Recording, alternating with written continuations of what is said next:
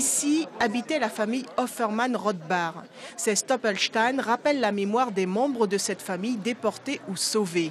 Gunther Döning, l'artiste allemand à l'origine de ces cubes, a posé ses pierres lors d'une cérémonie. Ces Stoppelstein représentent chacune une personne, loin des chiffres anonymes.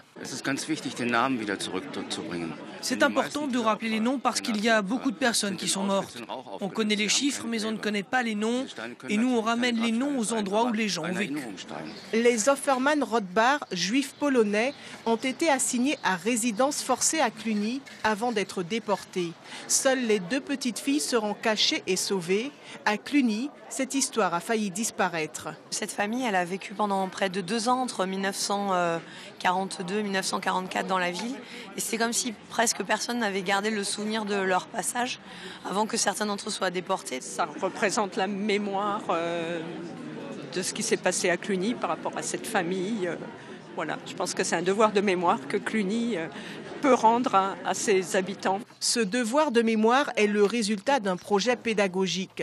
Des lycéens et des professeurs du lycée La Pratte ont travaillé autour de la déportation et de la résistance.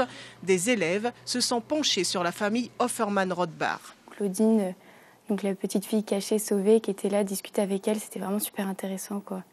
Et je pense que c'est ça qu'on va le plus retenir dans ce projet, parce que c'est les rencontres qu'on a fait, en fait. Un blog a été créé pour témoigner des actions mises en place par les lycéens pour ne pas oublier l'histoire. La période de la Seconde Guerre mondiale, ça nous paraît loin comme ça. Je veux dire, 70 ans, ça nous paraît loin de nous, mais en fait, pas vraiment, parce que c'est nos grands-parents et je pense que c'est nécessaire qu'on se confronte à notre passé. On avait envie de faire un lien entre ce qui s'était passé à l'époque et ce qui se passe maintenant et aussi permettre aux élèves de faire ce pont-là entre ce que c'est que d'être réfugié, d'être obligé de quitter son pays, d'être en danger dans son pays. Le matricule 35494 est celui de Marie-Louise Zimberlin, professeure résistante déportée dans un camp, un numéro qui sert désormais de repère aux générations futures pour ne pas oublier.